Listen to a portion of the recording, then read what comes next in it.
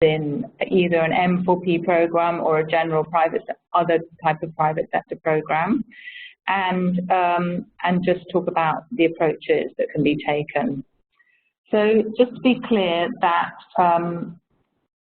the evidence that we did a whole review of evidence for this guidance note, and there isn't masses of evidence, but what we did found certainly leads us to conclude that tackling violence improves the effectiveness of economic development programs, and that economic development programs, if they work on empowering women economically, they can actually make an important contribution to preventing violence against women and responding to it.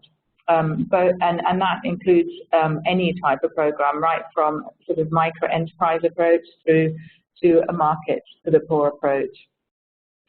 And thirdly, just to point out that this area of violence against women and tackling it is really important for the UK aid programme and the commitment to human rights. So it's an important policy objective. So I just going to give a bit of background about violence against women and girls and in the workplace and at home. So overall, over a third of women are affected by either physical or sexual violence. That's 818 million women globally. And we do know from research that when women are able to earn an income or increase their income or access to assets, that can protect them from violence or help them to escape from a violent situation and can empower them.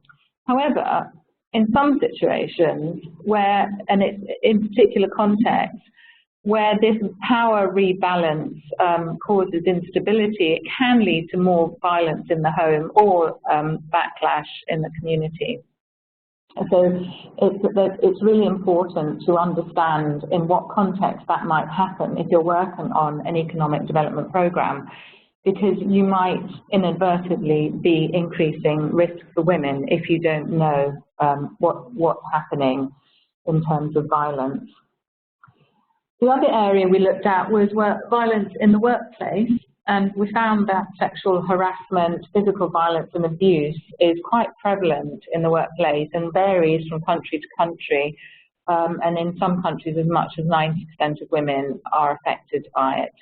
Now, there's very little data, so this is an area that needs a lot more research, but we do know that this kind of harassment and abuse happens in the workplace, and not just in private sector, but also in public sector. There has recently been some work to look at how midwives are treated at work, and certainly demonstrates there's quite a fair proportion of health workers who also experience violence at work.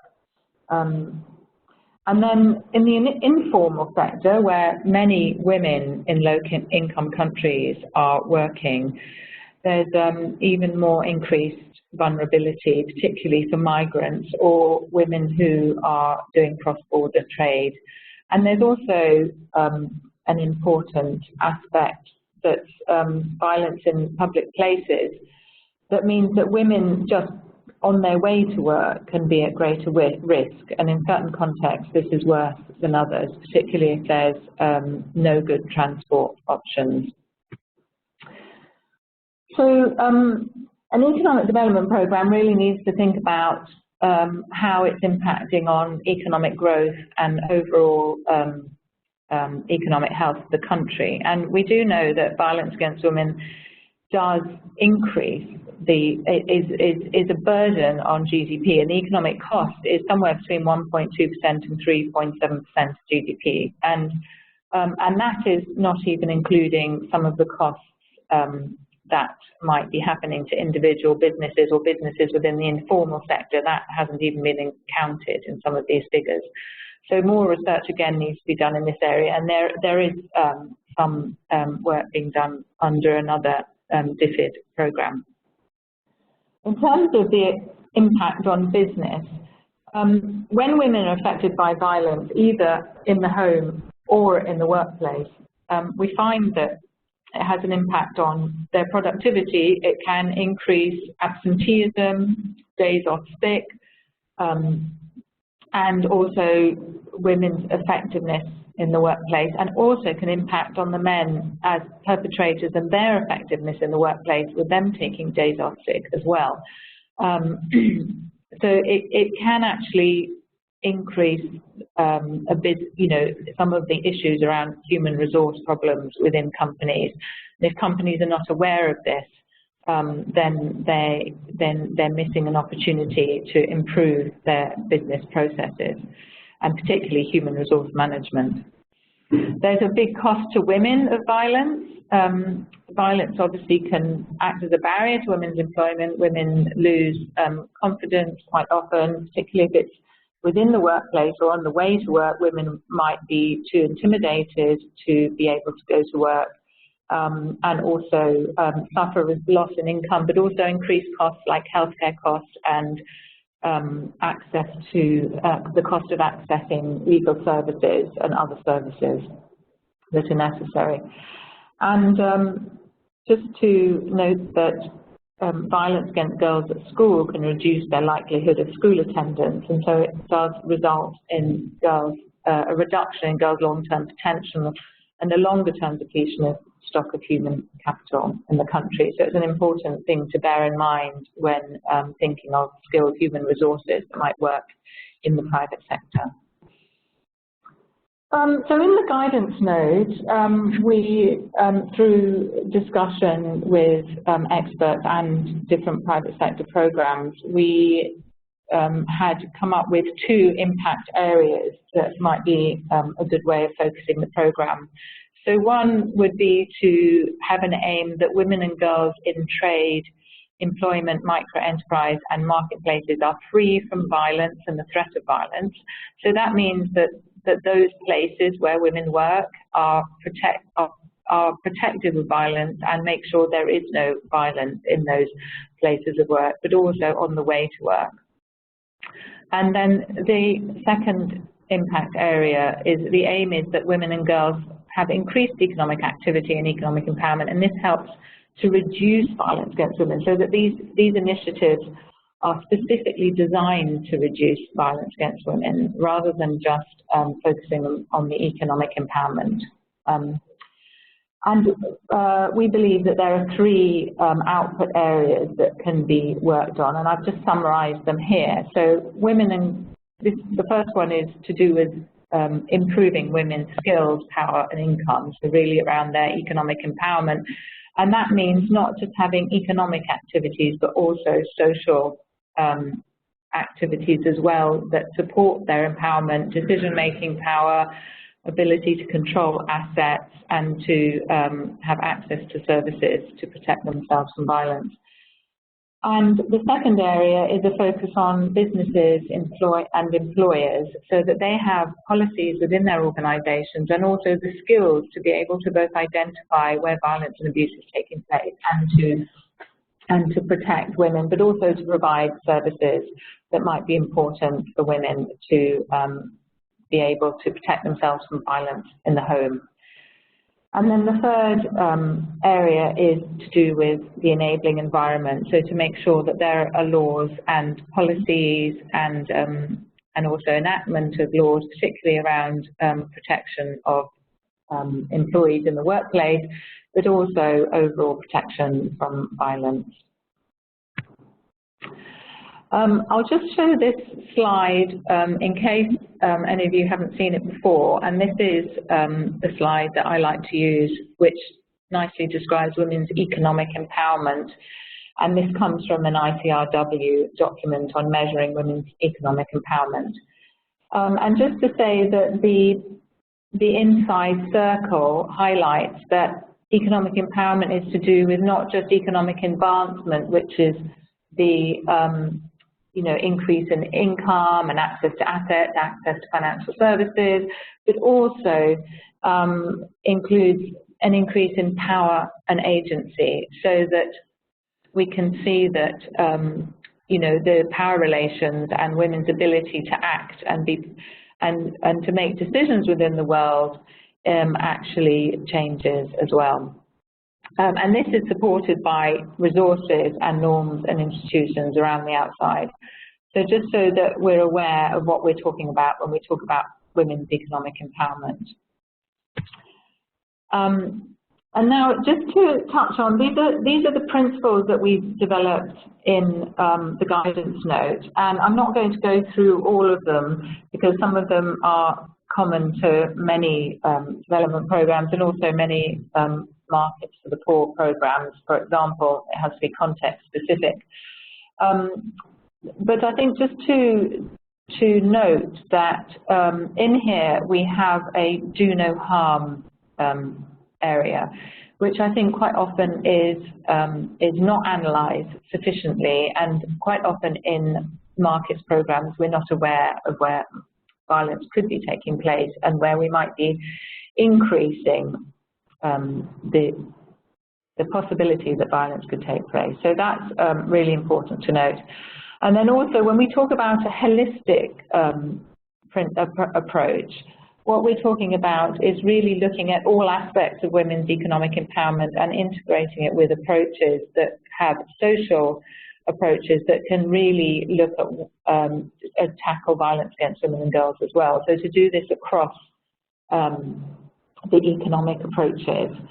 And then another area which I'd like to highlight is the area of partnership. Now, private sector programs quite often feel that they really don't have the skills and the knowledge to be able to start looking at issues of violence against women and girls. And this is where it's really important to develop strong partnerships with organisations who have got that experience and to work together with them.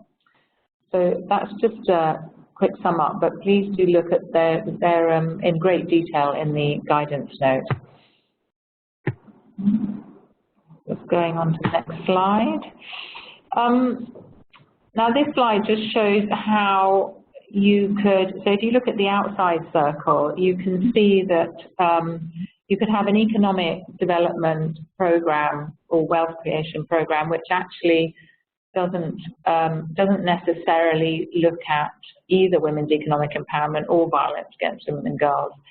But you can start from that entry point, and then you can progressively work more on women's economic advancement, then into women's economic empowerment and into tackling violence against women and girls.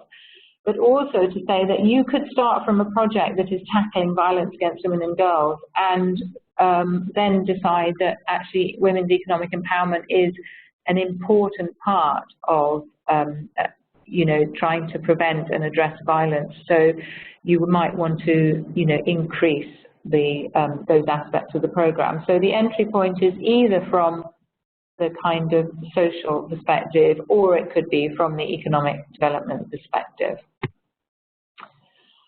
Now we'll just quickly look at the markets for the poor donut, which is this framework really. And if for those of you who are not familiar with it, just ignore the boxes for now. The markets for the poor framework is this circle that highlights the core function in the middle, the supporting functions above, and the rules. Now these areas, this is supposed to be a framework where you can use to do analysis, and that should help you to design your program.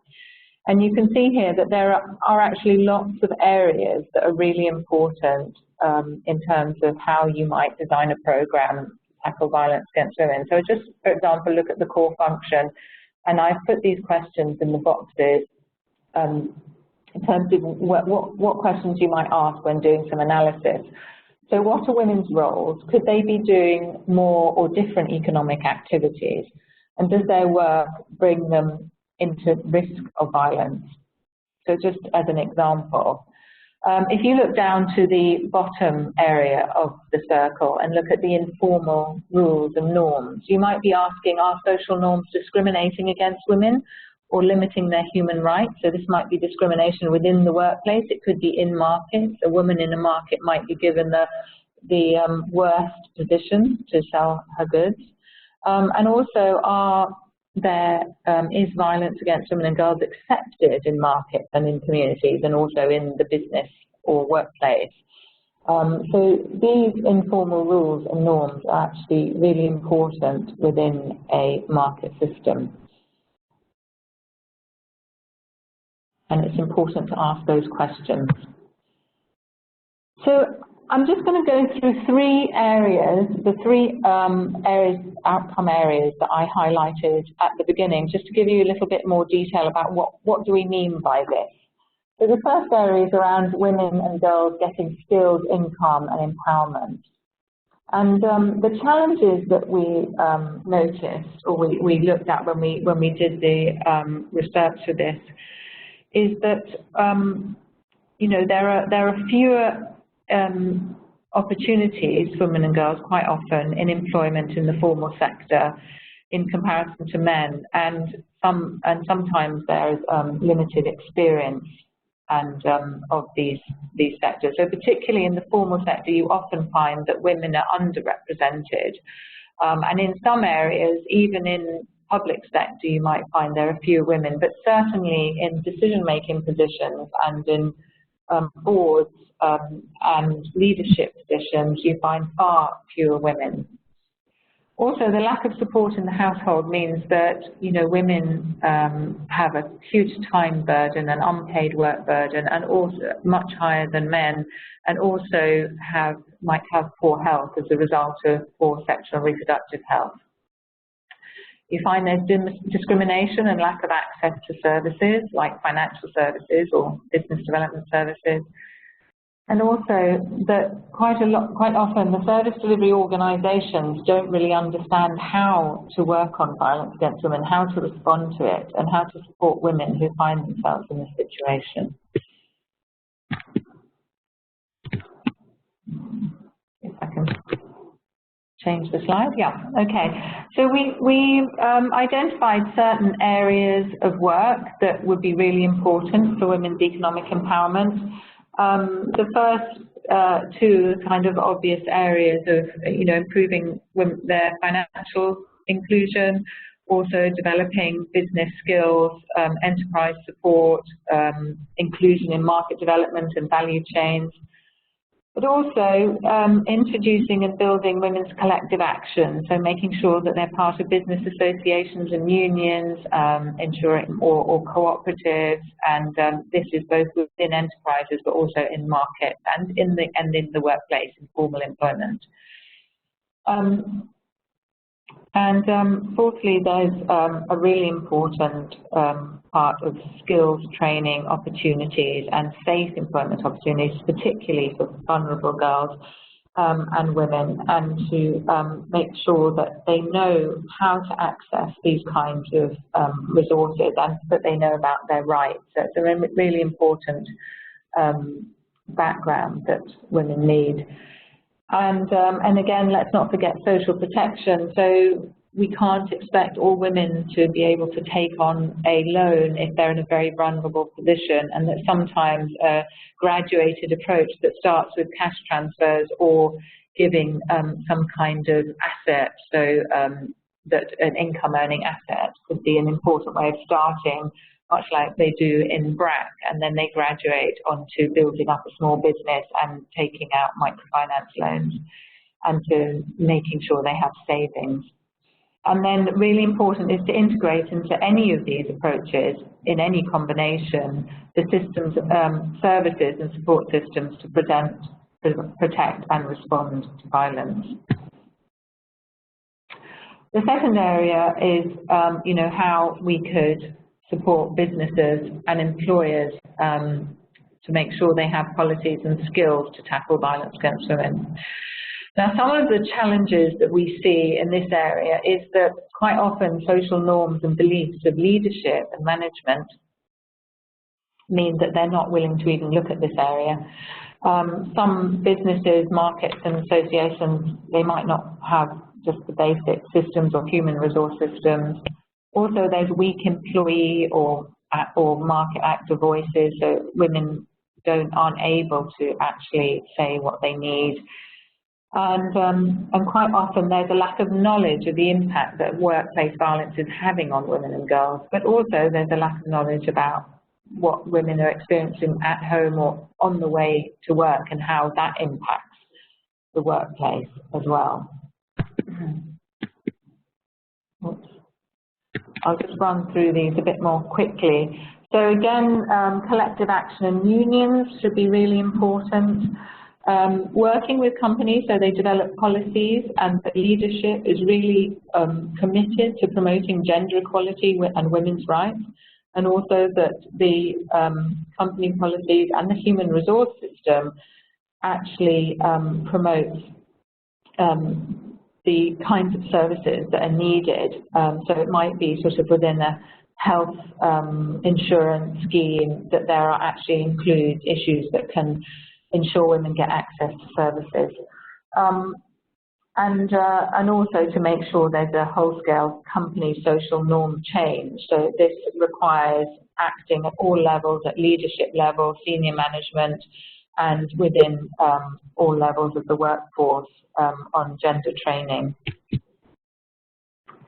Then the third area, which is the enabling environment, some of the challenges that we've seen is that, again, the social norms within public sector and legislative bodies might mean that it really inhibits them even focusing on tackling violence. And there might be no understanding of how some of the laws that protect people in the workplace, for example, how that's relevant for women and their experience of violence and harassment in the workplace. There's a lack of national research on these issues, and also a general lack of expertise. So, and there needs to be more connection between public sector and policymakers and with those organisations who do have the expertise.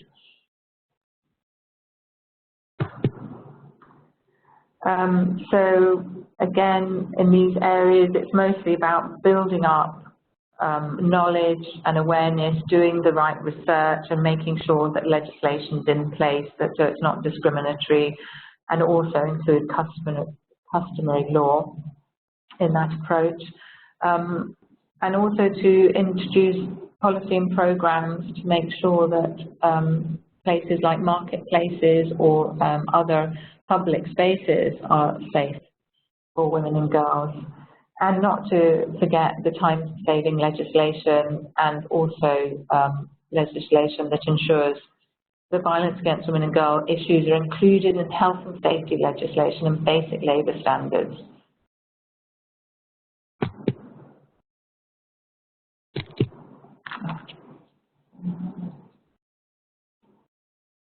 Okay. So this is my last slide, you'll be pleased to hear. What we've seen with when you're designing a program, just to make sure that you have some of these things in place. So if you're really wanting to include an approach to tackle violence against women and girls. So first of all, you have to have a clear strategic direction and make sure that this is clearly articulated in your approach, your private sector program, and that you are going to have this either women's economic empowerment overall, but also if you're going to include a particular focus on tackling violence. Then the leadership, so if you're developing a team, you need to make sure that both the team leader and any senior management are really clearly focused on following this approach and this direction, and also have the understanding and the skills to be able to provide that leadership. In the team, I've seen many teams in M4P programs that almost exclusively have team members who only have private sector experience, and there seems to be a limited experience of social sector programs, and particularly of programs that work on violence. So we would recommend that teams be mixed and have more experience. It doesn't have to be direct experience, but at least of managing and understanding how you would manage that kind of program so that you know which partners to work with and how you would monitor the work with partners who are working on tackling violence. And then we come to the issue of partners, really important to identify and work closely with national partners. Oops, I just went off that side. And then develop within the program policies, processes and tools that are going to be that integrate issues, particularly of women's economic empowerment and the empowerment areas that are needed, and social norm change issues that are really important for violence against women and girls, but also the practical programmatic issues as well. So thanks very much. I am now going to hand over to Fouzia Nasreen, who will give us some comments with an example from her own experience of working in an MPP program. Thank you. Thank you, Georgia, for touching upon some very interesting points regarding violence against women and girls. Let me first give a brief introduction to M4C, to my project, and what we are trying to do, or how we are trying to tackle the issue of women's economic empowerment in the project. So as was mentioned earlier, M4C is a 5-year project. It's implemented by Swiss Contact and Practical Action, funded by the Swiss donor. And I'm currently leading the project. We started off in December 2011 with an inception period of 6 months. The project currently targets very vulnerable locations of northern Bangladesh. These are basically riverine lands, which in our language we say chors. That's the reason the name of the project is M4C, chors, making markets work for the chors. And these lands are formed from river erosion and soil deposition. So there's high likelihood that some of these lands are flooded on an annual basis. So given the context and the vulnerability of the location, the people living in this location, which is around or even more than 2 million people, have very limited access to basic services and markets. Transaction costs are pretty high because of the lack of transportation facilities and the topographical challenges, which also leads to the male members of the household in this location to migrate to the mainland during particular seasons of the year. That leads to women household members to take care of both the family as well as the farmlands, and making them more vulnerable to situations related to the climatic changes. M4C has been primarily focusing on agricultural sectors, given the potential of these sectors on the chores, because the land is very fertile and and they remain fallow because the farmers are not able to invest enough. And so since 2012, we have been working with a range of private and public institutions and companies to really promote and actually to even develop, in many cases, chore-suitable services and products which could really benefit the producing households living in these locations. And from the very beginning of the project, as I think Georgia rightly mentioned while ending her presentation, is the whole idea about integrating the topic of women's economic empowerment in the team, in the concept of the project, was very important for us. So we really started off by setting a guideline for how we would be tackling this issue throughout the project cycle management. We had the team, we had tried to recruit a team that had a mix of skills of private sector, social issues, and also livelihood background. We do have a gender focal person within the team, but we also did not want women's economic empowerment to be just her job, but it definitely should be a team effort. So we really tried to ensure through different activities within the project how the topic could be owned by the team themselves, so it's not just one person's headache or one person's job to do it. So we really tried from the very beginning of the project to integrate the topic in all our project processes, especially the review meetings and the planning workshops. And what we have done so far is we have, in our implementation level, we have tried to design interventions that some of which are really targeted to women. Things like where we have gone ahead and formed women groups to get skills from the handicrafts entrepreneurs, for example, to get the skills and then deliver the products. We've also tried to promote local level traders to establish a contract farming model for women farmers who are basically female-headed households and do not have the male members in the family to take care of the income earning opportunity. So we have tried very targeted interventions in some cases, and in other cases we have tried to really integrate where we have seen that, especially in case of agriculture, you must all know that there are activities where men and women play an equal share of activity, and we have tried to really see where women's participation can be enhanced, and we have tried to also sensitize our partners' business model to target those kind of roles better, and to make sure that the women who require or demand certain skills and information or knowledge on a particular role does reach them. So we have tried a lot of pilots in our project till date, and some of things worked. Of course, some of things did not work. That's always part of an M4P project. And what we have also done in terms of the monitoring is that because monitoring such issue is challenging, it's also important for us to really know what works on the ground. We have started to conduct annual assessments focusing on the women's economic empowerment, whereby we always try to adopt new methodology to make sure that we get a mix of quantitative and qualitative information from the ground. And recently, just to explain a bit on our recent, because we have just conducted the 2015 assessment.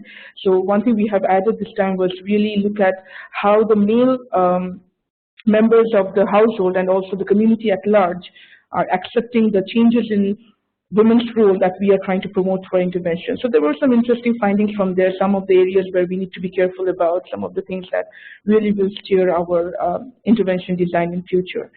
So yeah, in a nutshell, I would say that would be where we are in terms of integrating the topic in our project.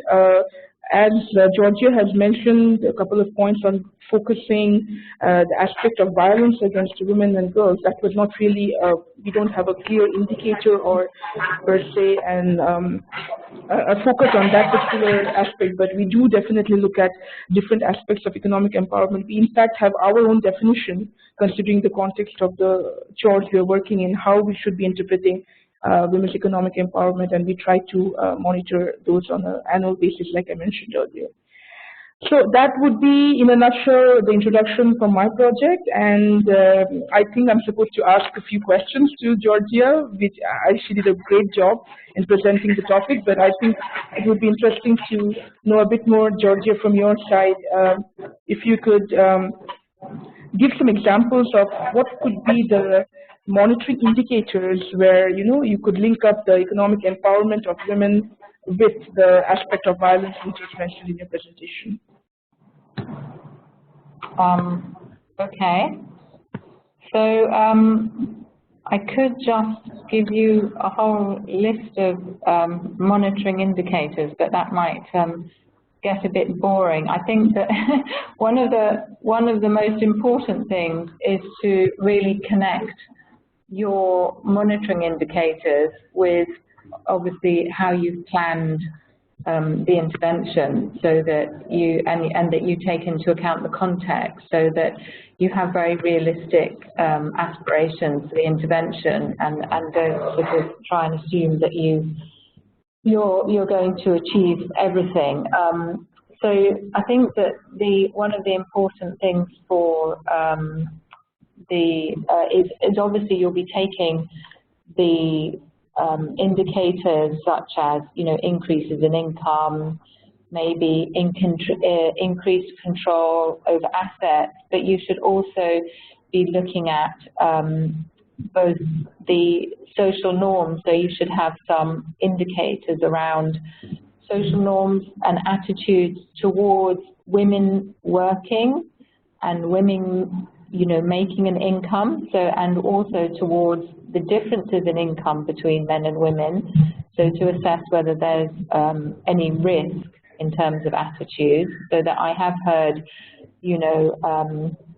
men in some contexts say that they wouldn't be happy for their wife to earn more than them, and that would not be something they would accept in the family.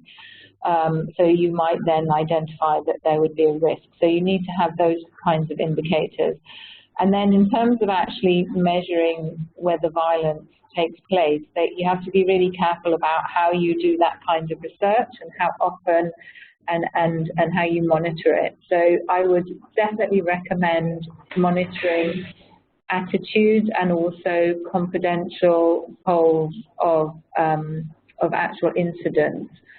Within the workplace, you ideally would have a human resource system set up as part of the program whereby you would identify incidents of violence or abuse taking place, and you would be monitoring how effective. So you might have asking women whether their case was taken up by the Human Resource Department, and how it was dealt with, and what kind of support they received. So you'd be monitoring those kinds of things as well. Fouzia, did you have another question? Yeah, I think that's a good list that you provided. Thanks. Yeah, just one more. Coming back to the M4P approach, and I think sensitizing market systems to address violence against women is challenging, and I think we have heard a few examples from your side. But at the same time, I was wondering that definitely, because M4P approach does mean that you have to work through partners, how do you ensure a partner's buy-in to sustain such an impact? For example, how do you address one of the basic M4P questions in this context: who does and who pays, and who would really take it up in the long run to address the issue of violence in market systems? Yeah, this is a really, really good question, because it does come to the issue for people who are running M4P programs. It's a big issue: who does, who pays, and whether you can actually just pay, for example, for women to have literacy classes so that they can be included in an intervention in the first place. You know, there's a big question. But if there are, social sector approaches, such as, for example, you identify that there needs to be support for a women's refuge, so that women are protected from violence, then the question is, how do you support, how do you make that something that continues? Now, you'll find that some private sector organisations are really keen to fund this kind of thing once they've identified that it's an important part of running their business and part of protecting their employees and making sure that, that they have a good environment in which their employees are going to work in. So I think that it's really important, but the first thing is to start raising awareness with partners. So do they know what's going on, and find out whether they're willing to have some kind of assessment within their organisation of not just gender equality overall, but also specifically on violence, and then take it from there. Because once they know, then you can start working with them on what kind of policies and what kinds of changes in attitude they can promote within the organisation itself. So with that, thank you, Fouzia. That was really lovely hearing about your project, and it's so interesting, the initiatives that you've been, how you've been integrating gender equality in your program. And I just want to say to the participants, we're going to do a quick poll, which the Being Exchange is going to they're going to project to you now. And if you just quickly answer the question, then we can take a quick poll on who we have in the chat room today, in the webinar today, and then we'll broadcast it back out to you so you can see what kind of programs people have been working on.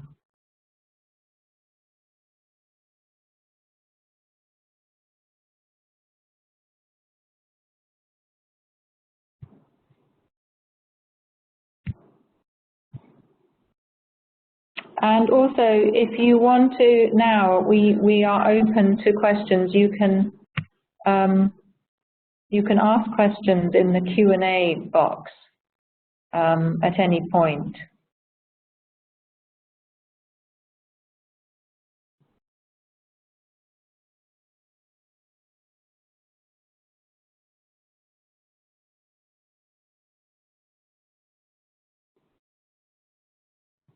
So are there any questions? Because what I can do is, oh look, we've got results from the poll. Can you see that?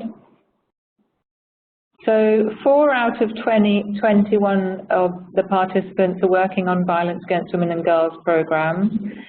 8 out of the 21 are working on M4P programs, and 13 out of 21 feel like they need more support to integrate an approach to tackle violence against women. So that's really useful, and I think that gives an idea about what kinds of work we're all doing. So we just had a question, and the question is, could panelists talk about the relationship between structural change, i.e. changing market structures and rules so they're more inclusive, and bottom-up change, facilitating communities to have a more positive experience of markets? Do we need to have both? Well, I think the short answer to that is yes. I've seen both approaches, or either experienced or read about programs that work just on the structural change, or looking at just one market or one particular product. And I've also seen programs that take much more of a community approach and make sure they know everything there is about the community, not just the economic barriers, but also the social and cultural barriers that's taking place. Now, I think if you just focus on the community, I think you run the risk of becoming a very small project and just being only related to those communities that you're working in. And if you just work on the structural change and the market structures, you run the risk of not really understanding the complex lives of the people that you're working with, and particularly women tend to get excluded, or other vulnerable groups tend to get excluded from the analysis. So my recommendation would be to do both. Oh look, we've got some more questions coming in. Fouzia, did you want to give any answer to that first question? Just to add, I think we've also had examples, like you mentioned, where structurally the changes have been made, but for example, a policy change has been made, but when you go to the implementation side, it has not really been adopted. So we have to be careful, and definitely I agree with you that it should be a mix of both. Yeah. Okay, so we've got a question here. Do you have any other examples about ways that microfinance organizations can better integrate programs designed for economic empowerment that take into account the risks of violence against women and girls? So you'll see, if you look at the guidance note, you'll see there's a couple of examples of these kinds of approaches within microfinance organizations. And I think the most important thing is really to have specific activities around improving people's understanding of gender equality and social norms around gender and violence, and to both at the same time build up women and girls' skills and ability to have voice, but also to work on aspects of masculinity and risk. So I think what you're really talking about is to try and minimize the risk of violence. You need to understand the context really well in terms of how men react. But if you start including men in the decision-making processes right from the beginning, and building awareness of how it's important that women have access to finance and what the benefits can be for the whole family, I think there is evidence to show that that's a lower risk strategy. Have you got any examples in your program, Fouzia, where you've been working on finance, or that's not covered? No, I'm sure. I think you have covered it. Yeah, well, there's a really interesting question here about, can the issue be addressed if we don't involve men? And I think that's really important. We do need to involve men, and like I said, working on issues of understanding the culture and the attitudes, it's really important. And I'm just looking at the last question. It says that we mentioned the challenge of overcoming social norms to start looking at the issue of violence against women and girls in the first place? Do we have examples of what works well to overcome that first hurdle, the challenge of overcoming social norms? So I would send you in the direction of the guidance note, but there's quite a lot of research now by the What Works to Prevent Violence Against Women and Girls program, where they have got some interesting examples of where social norms have been addressed. So there are some examples in the documentation there.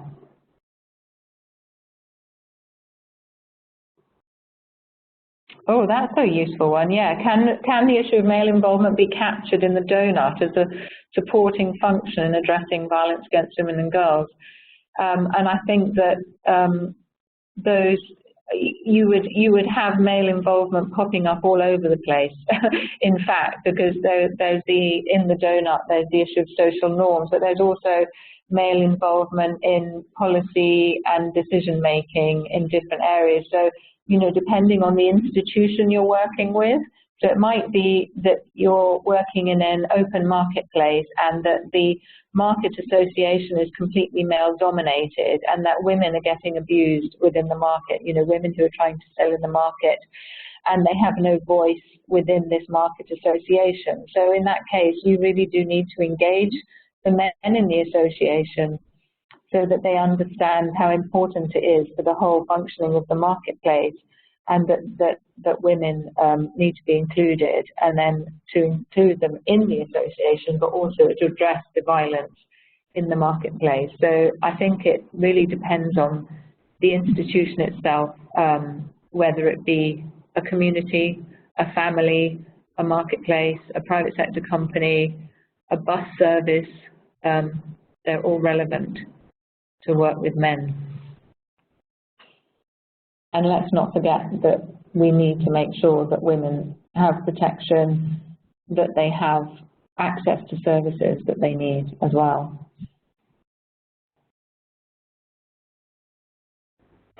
I guess there's a question on the empathy program. Yeah. Fouzia, yeah. Do you want to? Yeah. Good. Yeah.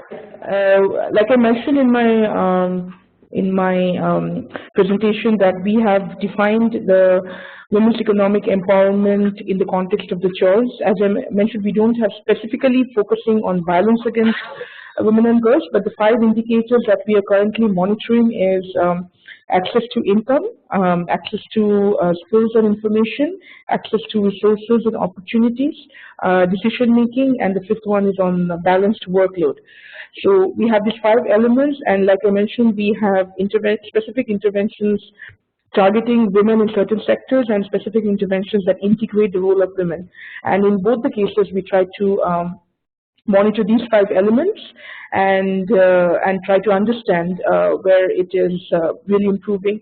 And clubbing to that, we also try to look at the perspective of how these aspects, good or bad, I mean, whatever be the result, are being accepted by the male members of the household or the community.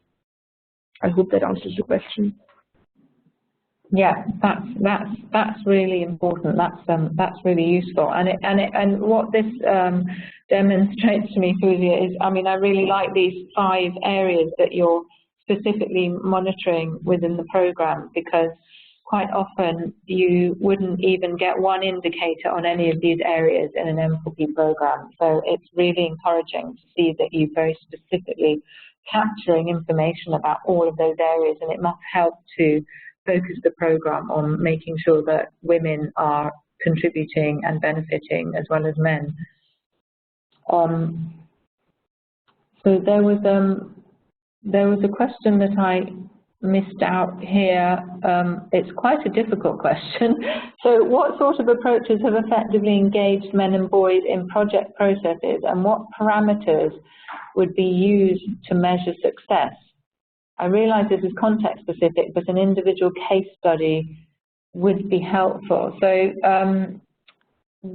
I think there is one in the guidance note. Now my memory isn't good enough to have them all at my fingertips and I'd have to start scrolling through, but I think that if you look at the guidance note, there is certainly one where men and boys have been engaged in a program where with economic development.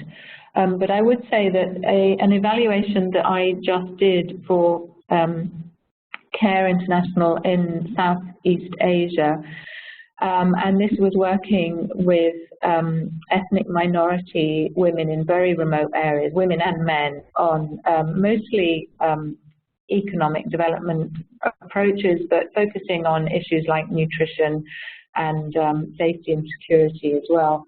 And we found that because they had been working with both men and women in all of the activities, and particularly activities that women hadn't traditionally been involved in before, but they had started engaging them with the men and doing joint activities together. And then they introduced gender training, and this completely changed the attitudes of men. So it was a combination of the women being involved in these activities and men seeing them as kind of economic agents and being able to contribute to earning an income, but also combined with this gender training is what meant that there was quite an interesting social norm change, and we found many stories of men and boys contributing to household work. And there were even some stories, even though we didn't specifically ask about violence, but there were women who said that their husband was no longer violent and that he used to get drunk all the time and he now doesn't drink as much, and he's now helping in the household. So I think that combined approach has it appeared to be quite successful. It was on quite a small scale because these were very small villages in remote communities, but they had covered quite a number of villages, and it was an interesting approach that I think certainly some elements of it could be used in other contexts. So I think we've only got a couple of minutes left. Are there any burning questions, or Dominic, would you like to close with any information? No, as we come towards the end of this webinar, I'd just like to thank everybody for taking part. I think it's been a very enjoyable and interesting discussion. I'd like to especially thank our panelists, Georgia Taylor and Fouzia Nasreen. Before we go, a little reminder, a recording of this webinar will be available on the Beam Exchange website, which is beamexchange.org, and you'll be directed to a short survey at the end of this webinar. We'd be really grateful if you could fill it in for us. Once again, thanks very much for joining us. See you again next time.